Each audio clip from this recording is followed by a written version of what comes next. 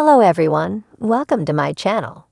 Please subscribe and keep watching more details. Julie Chrisley punished for complaining too much in prison.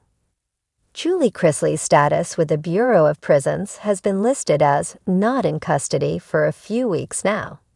Many people believe this is because the Chrisley Knows Best star is being transported for her upcoming resentencing hearing. However, fans think that her longer travel time is due to her behavior behind bars. Here is what they're saying. Is Julie Chrisley being punished with slow transfer?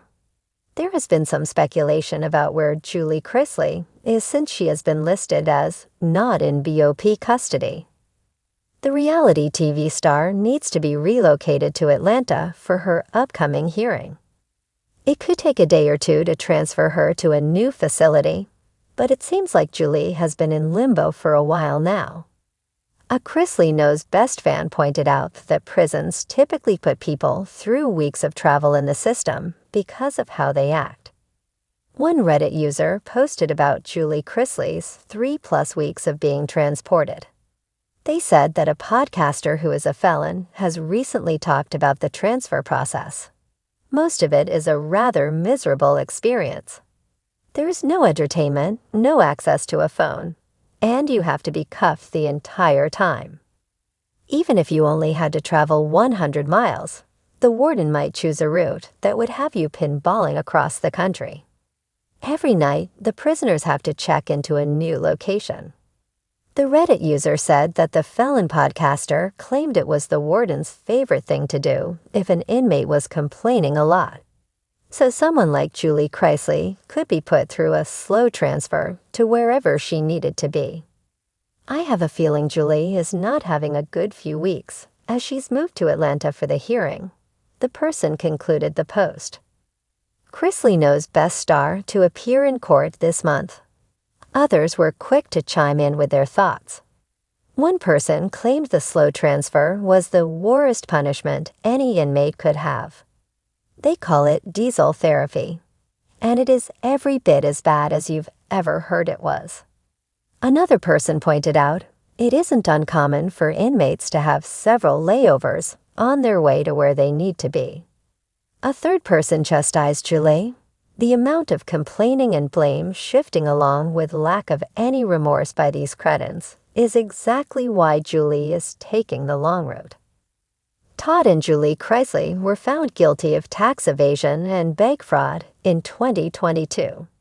Julie was sentenced to 7 years in prison and Todd received 12. The couple reported for their prison terms in January 2023, and in September their sentences were reduced.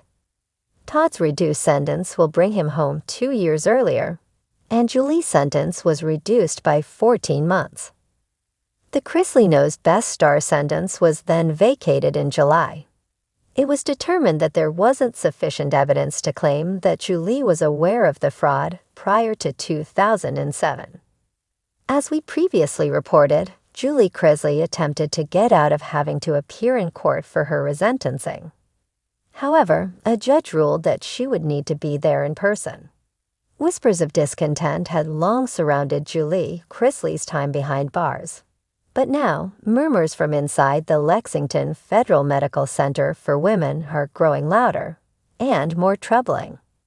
According to a former inmate and a few insiders speaking on condition of anonymity, the once polished reality star may have found herself in hot water with prison staff, not for breaking the rules, but for pushing too hard against them. Julie Chrisley, known for her genteel Southern charm and pristine television persona on Chrisley Knows Best, has reportedly not adjusted well to prison life. While husband Todd Chrisley has allegedly taken a stricter, regimented approach to incarceration, teaching Bible studies, maintaining a low profile, Julie has found the daily grind of prison life overwhelming and, according to insiders, unbearable. She wasn't prepared for the cold metal beds or the fluorescent lights that stay on too long, said one former inmate who served time in the same unit. Julie used to speak up at every meal, asking for better food, less salt, more fresh vegetables. That's not how it works in here. At first, some inmates admired Julie's boldness. After all, not many women dared to voice their complaints in front of correctional officers. Her fame gave her a temporary edge. Some officers showed leniency, others treated her with amusement. But over time, that edge dulled. The repeated grievances about laundry schedules, the cleanliness of common areas, and even the temperature in her unit reportedly became a sore point among staff. She started writing formal complaints, sometimes 3 or 4 a week, another inmate shared. That might work in a fancy neighborhood HOA, but not one of those written complaints.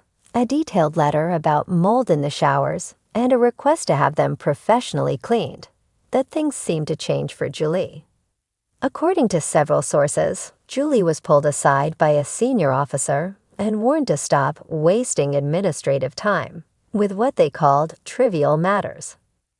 From that point forward, a shift occurred. Julie, once allowed small privileges like early meal access and extra phone minutes due to her medical classification and previous good behavior, reportedly saw those benefits quietly revoked.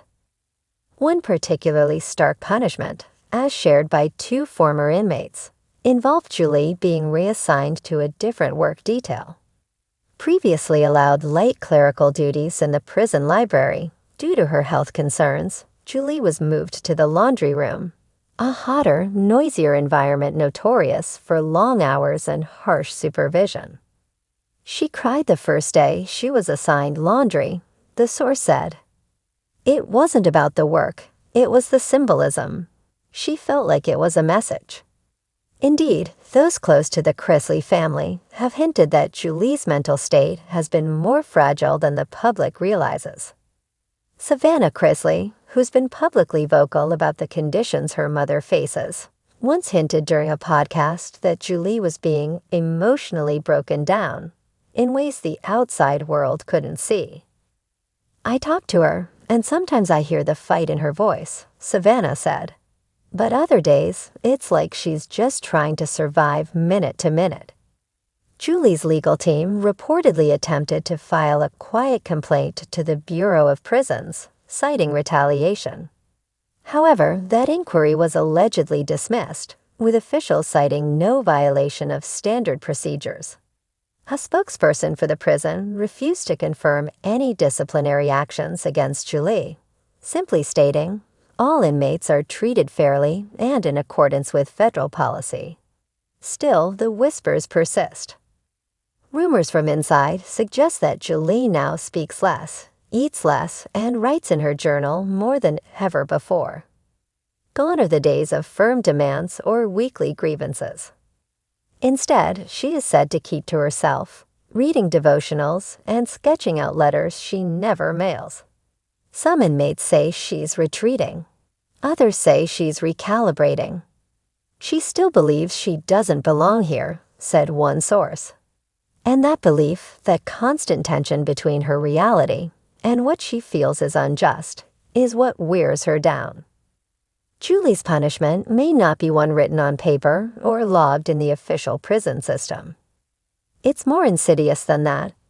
The quiet stripping away of dignity, the chilling silencing of voice, the slow isolation from the privileges that once reminded her of who she was.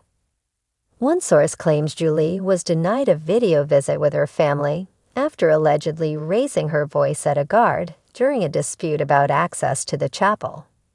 Whether that's accurate or not, the symbolism resonates. Each time she protests, something is quietly removed.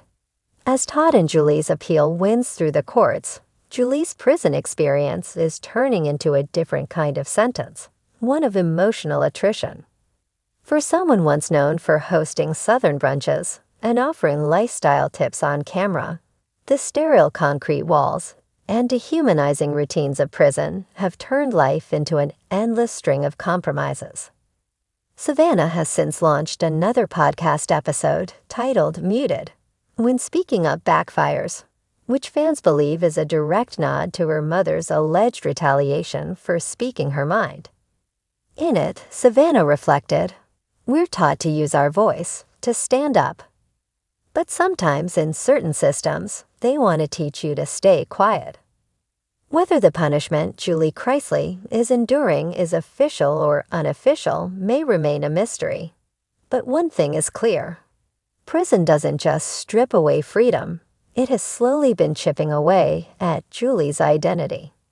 And if the rumors of her being punished for complaining too much are even partly true, then Julie's real sentence might be the silencing of the voice she once used so freely.